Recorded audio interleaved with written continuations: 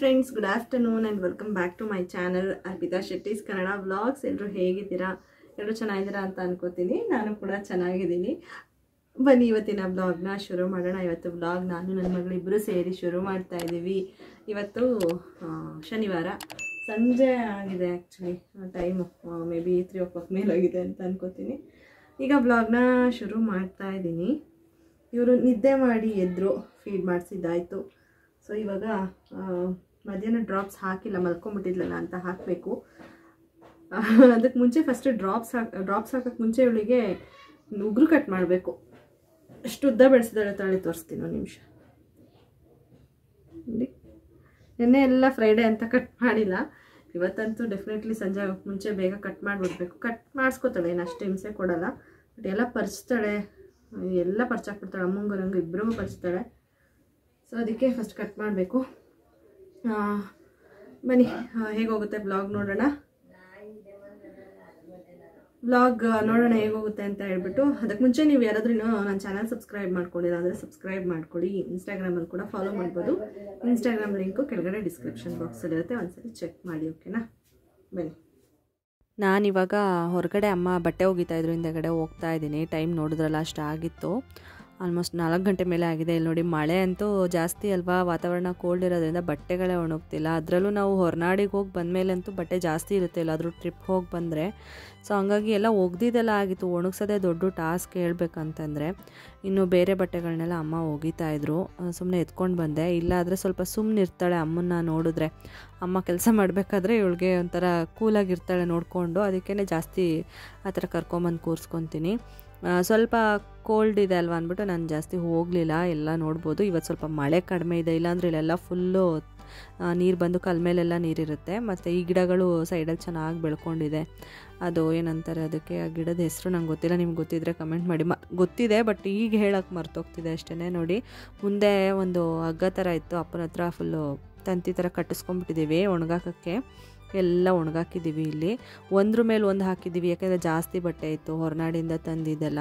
ಪಾಪುದು ನೋಡಿ jump suits, ಅವಳ ಬಟ್ಟೆಗಳೇ ಜಾಸ್ತಿ ಬೇಗ ಬೇಕಾಗಿರೋದು ನಮಗೆ. ನಮ್ಮದು ಹೆಂಗೋ ಅಡ್ಜಸ್ಟ್ ಮಾಡ್ಕೋಬೋದು, ಅವಳದು ಆಗೋದಿಲ್ಲ, ಬೇಕಾಗುತ್ತೆ. ಅದರಲ್ಲೂ ಟಾಪ್ ಓಕೆ, ಬಾಟಮ್ಗಂತೂ ಬೇಕೇ ಬೇಕು. ಕ್ಲಾತ್ ಡೈಪರ್ ಅಂತೂ ನಿಜವಾಗ್ಲೂ ನೋಡಿ ಎಷ್ಟು ಟೈಮ್ ತೊಗೊಳುತ್ತೆ ಅಂದರೆ, ನಿಜವಾಗ್ಲೂ ಒಣಗೋದಕ್ಕೆ ಸಿಕ್ಕಾಬಟ್ಟೆ ಟೈಮ್ ಬೇಕು. ಅದೇ ಡಿಸಡ್ವಾಂಟೇಜ್ ಇದ್ರದ್ದು ಹೇಳ್ಬೇಕಂದ್ರೆ. ಈ ಥರ ಮಳೆಗಾಲದಲ್ಲಿ ಬಿಸಿಲಿಲ್ದಿರೋ ಟೈಮಲ್ಲಿ ಒಣಗಲ್ಲ. ಆ ಥರ ಟೈಮಲ್ಲಿ ಏನಪ್ಪ ಅಂದರೆ ಒಂದು ಸ್ವಲ್ಪ ಜಾಸ್ತಿ ಇಟ್ಕೋಬೇಕಾಗುತ್ತೆ ಕ್ಲಾತ್ ಡೈಪರ್ಸ್ನ.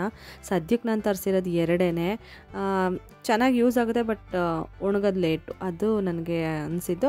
ಆ ಥರ ಒಣಗೋದು ಲೇಟು ಅಂದಾಗ ನಾವು ಆಪ್ಷನ್ಸ್ ಜಾಸ್ತಿ ಇಟ್ಕೋಬೇಕು. ಒಂದು 10, ಒಂದು 6, ಅಟ್ಲೀಸ್ಟ್ ಒಂದು ಅರ್ಧ ಡಜನ್ ಆದರೂ ಇಟ್ಕೋಬೇಕಾಗುತ್ತೆ. ಇವಾಗ ಅವಳಿಗೆ ಉಗುರು ಕಟ್ ಮಾಡೋಣ ಅಂತ ಮಲಗಿಸಿ ಕಟ್ ಮಾಡ್ತಾಯಿದ್ದೀನಿ.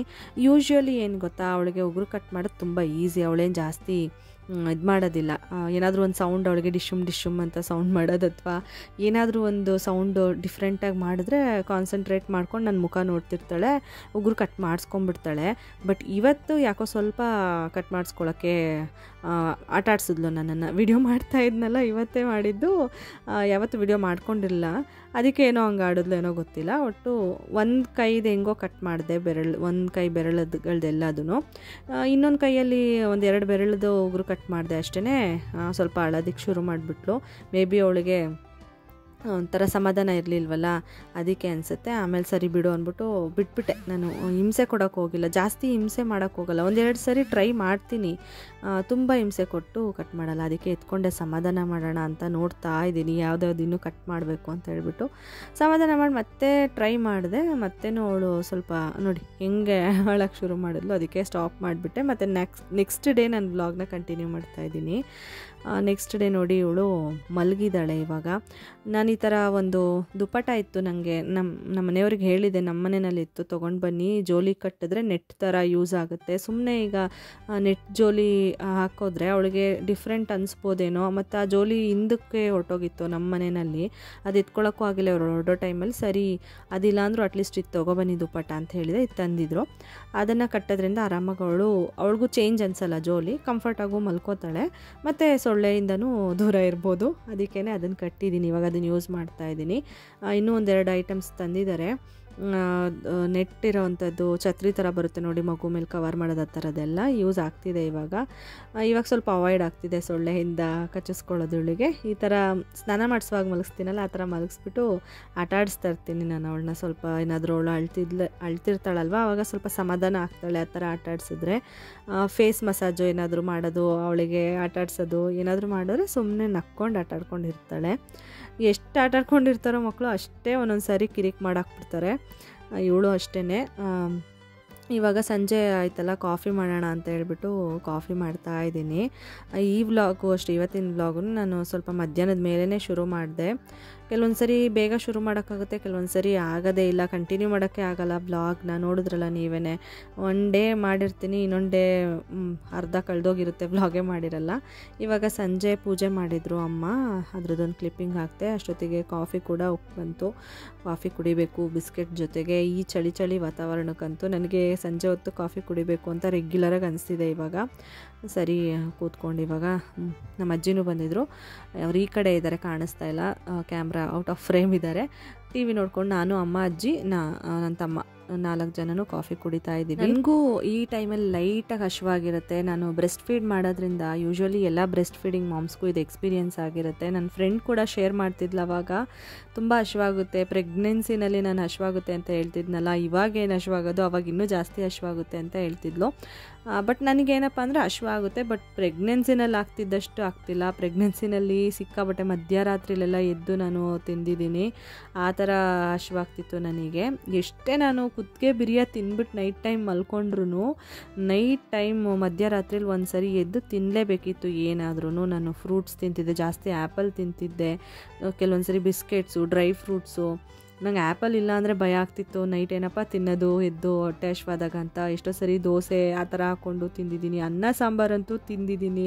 ಎಷ್ಟೋ ಸರಿ ಅನ್ನ ಸಾಂಬಾರು ನೈಟ್ ಇಟ್ಕೊಂಡು, ಅಮ್ಮ ಇರೋರಲ್ಲ ನನ್ನ ಜೊತೆಯಲ್ಲಿ, ಅವಾಗ ಅವ್ರು ಇಟ್ಟಿರೋರು ಇವಳಿಗೆ ರಾತ್ರಿ ಬೇಕಾಗುತ್ತೆ ಅಂತ ಹೇಳ್ಬಿಟ್ಟು ಅವರೆಲ್ಲ ಮಲಗಿರ್ತಿದ್ರು, ನಾನು ಎದ್ಬಿಟ್ಟು ಎತ್ಕೊಂಡು ಅನ್ನ ಸಾರು ಹಾಕ್ಕೊಂಡು ತಿಂತಿರ್ತಿದ್ದೆ. ಆ ಥರನೂ ಆಗ್ತಿತ್ತು. ಇವಾಗ ಅಷ್ಟಾಗಲ್ಲ. ಏನಂದರೆ ಸ್ವಲ್ಪ ಸಂಜೆ ಟೈಮ್ ಸ್ನ್ಯಾಕ್ಸ್ ಥರ ಈ ಥರ ಕಾಫಿ ಬಿಸ್ಕೆಟ್ಸ್ ಏನಾದರೂ ಲೈಟಾಗಿ ತೊಗೊಂಡ್ರು ಸಾಕಾಗುತ್ತೆ. ಬಾಳೆಹಣ್ಣು, ಫ್ರೂಟ್ಸ್ ಏನಾದರೂ ಆ ಥರ. ನೈಟ್ ಮಧ್ಯರಾತ್ರಿಲೆಲ್ಲ ಏನಿದ್ದೆಲ್ಲ ತಿನ್ನೋಕ್ಕೆ ಹೋಗಲ್ಲ, ನೀರೊಂದು ಕುಡಿತೀನಿ ಅಷ್ಟೇ. ಇವಾಗ ಇವಳು ಮಲ್ಕೊಂಡಿದ್ದಾಳೆ, ಅದಕ್ಕೇ ಏನು ಮಾಡ್ತಿದ್ದೀನಿ, ಅಂಬ್ರೆಲಾ ನೆಟ್ ಬರುತ್ತಲ್ಲ, ಇದನ್ನು ನಾನು ಆಲ್ರೆಡಿ ತೋರಿಸಿದ್ದೀನಿ ಮುಂಚೆನೇ. ನಮ್ಮ ಮನೆಯಲ್ಲಿ ಇದ್ದಾಗಲೇ ಸ್ಟಾರ್ಟಿಂಗ್ ಇವಳು ಹುಟ್ಟಿದಾಗಲೇ ಬುಕ್ ಮಾಡಿ ತರಿಸ್ಕೊಂಡಿದ್ದೆ. 200 ರೂಪೀಸ್ ಏನೋ ಮೀಶೋದಲ್ಲಿ. ಕೋಡೆಲ್ಲ ಆವಾಗಲೇ ಶೇರ್ ಮಾಡಿದ್ದೆ, ನೀವು ಸರ್ಚ್ ಮಾಡಿದ್ರೆ ಸಿಗುತ್ತೆ ನಿಮಗೆ. ಬೇಕಿದ್ರೆ ಕೋಡ್ ಇದ್ದರೆ ಹಾಕ್ತೀನಿ, ನೀವು ಕೂಡ ತೊಗೋಬೋದು. ಇದು ಸ್ವಲ್ಪ ಚಿಕ್ಕದು, ನೀವು ಆನ್ಲೈನಲ್ಲೇ ದೊಡ್ಡದು ಬರುತ್ತೆ, ಇನ್ನು ಇದಕ್ಕಿಂತ ಇದೇ ಥರ ಸೇಮು ದೊಡ್ಡದು ಬರುತ್ತೆ. ಮತ್ತು ಆಫ್ಲೈನ್ ಶಾಪ್ಸಲ್ಲೂ ಕೂಡ ಸಿಗುತ್ತೆ. ಅಲ್ಲಿ 300 ಏನೋ ಹೇಳ್ತಾರೆ ಅಂತ ಅನ್ಕೋತೀನಿ. ನಾನು ಇಲ್ಲಿಗೆ ಬರಬೇಕಾದ್ರೆ ಕೇಳಿದ್ದೆ, ಅದಕ್ಕೆ 300 ಹೇಳಿದರು. ದೊಡ್ಡದಿತ್ತು ಇದಕ್ಕಿಂತ ಅದು. ಅದನ್ನು ತೊಗೊಂಡ್ರೆ ಇನ್ನೂ ಒಳ್ಳೆಯದು ಅಂತ ಅನಿಸುತ್ತೆ. ಸ್ವಲ್ಪ ಚಿಕ್ಕದಾಗುತ್ತೆ ಅಂತ. ಪೋರ್ಟೇಬಲ್ ಎಲ್ಲಿಗೆ ಬೇಕಾದರೂ ತೊಗೊಂಡು ಹೋಗ್ಬೋದು. ಇವಾಗ ನಮ್ಮ ಮನೆಯವರು ಅಲ್ಲಿಂದ ತಂದುಕೊಟ್ಟಿದ್ರು ಇದು, ಮತ್ತು ಅದು ದುಪ್ಪಟ್ಟ, ನೆಟ್ ದುಪ್ಪಟ್ಟ ಎಲ್ಲ ಯೂಸ್ ಮಾಡ್ತಾಯಿದ್ದೀನಿ. ಸೊ ಹಾಗಾಗಿ ಅಷ್ಟು ಸೊಳ್ಳೆ ಕಾಟ ಇಲ್ಲ ಇವಾಗ. ಅಮ್ಮ ಅಕ್ಕಿ ರುಬ್ತಾಯಿದ್ರು, ಇಡ್ಲಿಗೆ ನೆನೆ ಹಾಕಿದ್ರು ಅಂತ ಹೇಳಿಬಿಟ್ಟು. ಫ್ರೆಂಡ್ಸ್, ಒಂದು ಫ್ರೀಕ್ವೆಂಟಾಗಿ ಒಂದು ಕ್ವೆಶ್ಚನ್ ಬರ್ತಿತ್ತು, ಮಗು ತಲೆ ಸಂಸೋದ್ರ ಬಗ್ಗೆ, ಹೇಗೆ ಸಂಸಿದ್ರಿ, ಏನು ಯೂಸ್ ಮಾಡಿದ್ರಿ ಅಂತ ಹೇಳ್ಬಿಟ್ಟು. ಸೊ ಅದಕ್ಕೆ ಆನ್ಸರ್ ಮಾಡಬೇಕು ಇವತ್ತು ಅಂತ ಅಂದ್ಕೊಂಡು ನೆನ್ಪಿಟ್ಕೊಂಡು ಆನ್ಸರ್ ಮಾಡ್ತಾಯಿದ್ದೀನಿ. ಬಿಕಾಸ್ ಮರ್ತಿ ಹೋಗ್ತಿತ್ತು ನನಗೆ ಮಾಡೋದಕ್ಕೆ. ಅದಕ್ಕೇ ನಾನು ಇವಳಿಗೆ ತುಂಬ ಏನು ಎಫರ್ಟ್ ಹಾಕಿಲ್ಲ, ಓಕೆನಾ. ಯಾಕೆಂದರೆ ಇವಳಿಗೆ C-ಸೆಕ್ಷನ್ ಆಗಿದಲ್ವ ನನಗೆ ಇವಳದು. ಹಾಗಾಗಿ ತಲೆ ಏನು ಉದ್ದ ಥರ ಬಂದಿರಲಿಲ್ಲ. ವೆಜೈನಲ್ ಬರ್ತಾಯಿದ್ರೆ ಸ್ವಲ್ಪ ಉದ್ದ ಆಗುತ್ತೆ ಸ್ಪೇಸ್ ಪ್ರಾಬ್ಲಮಿಂದ. ಇವಾಗ ಆ ಥರ ಎಲ್ಲ ಏನಿಲ್ಲ. C-ಸೆಕ್ಷನಲ್ಲಿ ಸ್ವಲ್ಪ ರೌಂಡೇ ಇತ್ತು, ಹಿಂದೆ ಸ್ವಲ್ಪ ಸಮೀಬೇಕಿತ್ತು ಅಂತ ಅನ್ನಿಸ್ತು ಸೈಡಲ್ಲಿ ಕೂಡ. ಸೊ ಹಾಗಾಗಿ ನಾನು ಜಸ್ಟ್ ಒಂದು ಸಿಂಬಿ ಮಾಡ್ಕೊಂಡಿದ್ದೆ. ಒಂದು ಸಾಫ್ಟ್ ಬಟ್ಟೆ ತೊಗೊಂಡು ನುಲ್ದುಬಿಟ್ಟು ಹಿಂಗೆ ನುಲ್ದುಬಿಟ್ಟು, ನಾನು ಬೇಕಾದರೆ ಅದ್ರದ್ದು ಸಪ್ರೇಟ್ ಒಂದು ಪಿಕ್ ಹಾಕ್ತೀನಿ, ಇಲ್ಲ ವೀಡಿಯೋ ಮಾಡಿ ಹಾಕ್ತೀನಿ ಆಮೇಲೆ. ಈಗ ಅವಳು ಮಲಗಿದ್ದಾಳೆ, ಅದಕ್ಕೇ ಆಮೇಲೆ ನಾನು ಫ್ರೀ ಆದಾಗ ಅದು ಹಾಕಿರ್ತೀನಿ, ಇಲ್ಲೇ ಸೈಡಲ್ಲಿ ನೋಡ್ಬೋದು ನಾನು ಯಾವ ಥರ ಮಾಡಿದ್ದೆ ಅಂತ ಹೇಳ್ಬಿಟ್ಟು ಒಂದು ಎಕ್ಸಾಂಪಲ್ ಥರ ತೋರಿಸ್ತೀನಿ.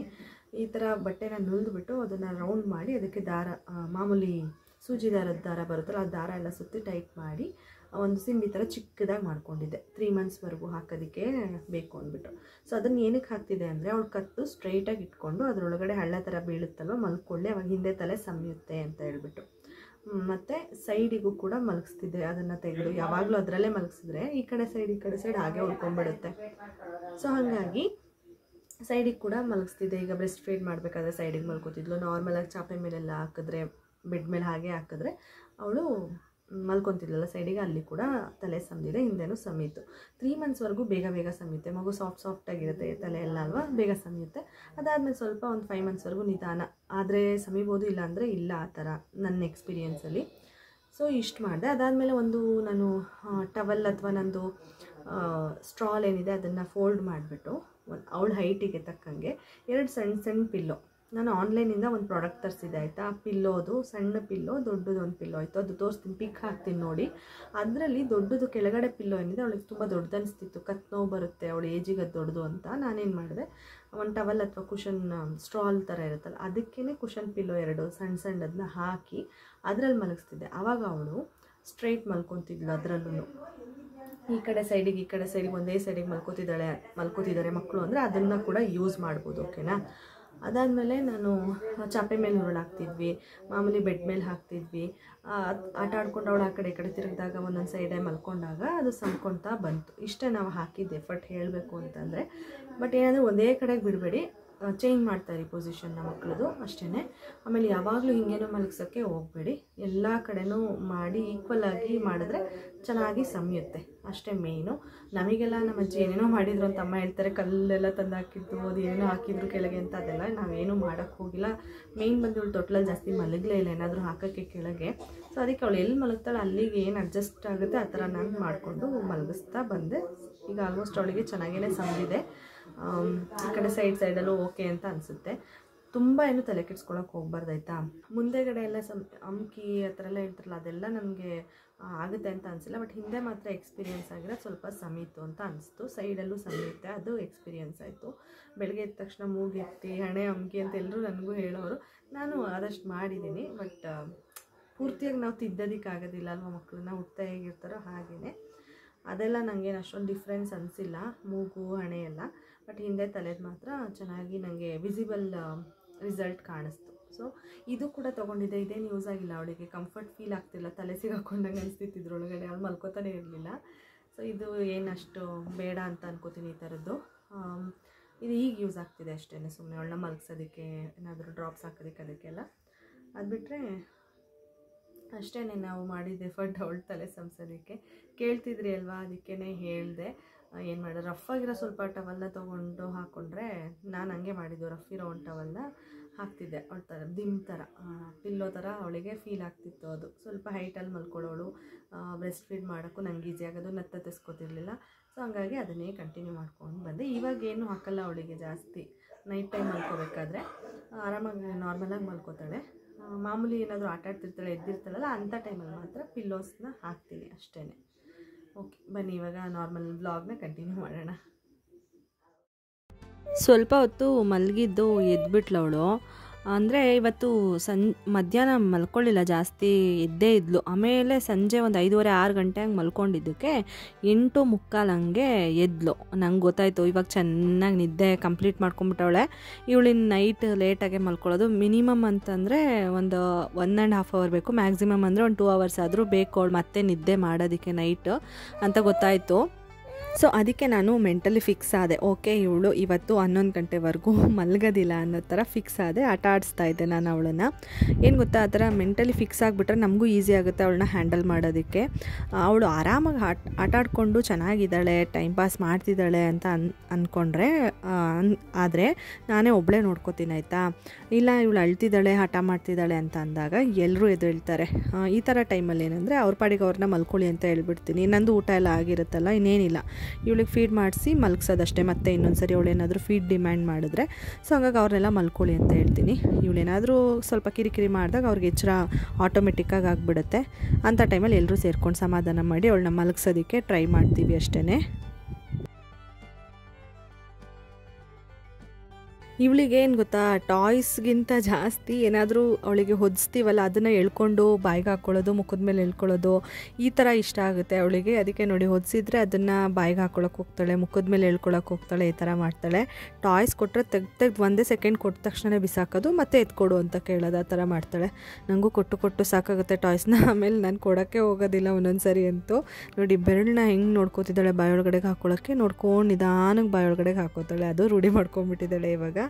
ಓಕೆ, ಫೈನಲಿ ನಾನು ಈ ವ್ಲಾಗ್ನ ಇಲ್ಲಿಗೆ ಎಂಡ್ ಮಾಡ್ತಾಯಿದ್ದೀನಿ. ಡೇ ಕೂಡ ಎಂಡ್ ಆಗ್ತಿದೆ. ಸೊ ಹಾಗಾಗಿ ಸಬ್ಸ್ಕ್ರೈಬ್ ಮಾಡ್ಕೊಂಡಿಲ್ಲ ಅಂದರೆ ನನ್ನ ಚಾನಲ್ನ ಸಬ್ಸ್ಕ್ರೈಬ್ ಮಾಡಿಕೊಂಡು ಸಪೋರ್ಟ್ ಮಾಡಿ. ಓಕೆನಾ? ಅಮ್ಮ ಅಪ್ಪ ಎಲ್ಲ ಇನ್ನೂ ಟಿ ವಿ ನೋಡ್ತಾ ಇದ್ದಾರೆ, ಇನ್ನೂ ನಿದ್ದೆ ಬಂದಿಲ್ಲ ಅವರಿಗೆ. ಸೊ ನಾನು ಟೈಮ್ ಪಾಸ್ ಮಾಡಿ ಇವಳನ್ನ ಮಲಗಿಸ್ಬಿಟ್ಟು ಮಲ್ಕೋತೀನಿ. ಮತ್ತೆ ನಾವು ಸಿಗೋಣ ನೆಕ್ಸ್ಟ್ ವ್ಲಾಗಲ್ಲಿ. ಅಲ್ಲಿವರೆಗೂ please be safe, be healthy, and thank you so much for watching my video. Bye.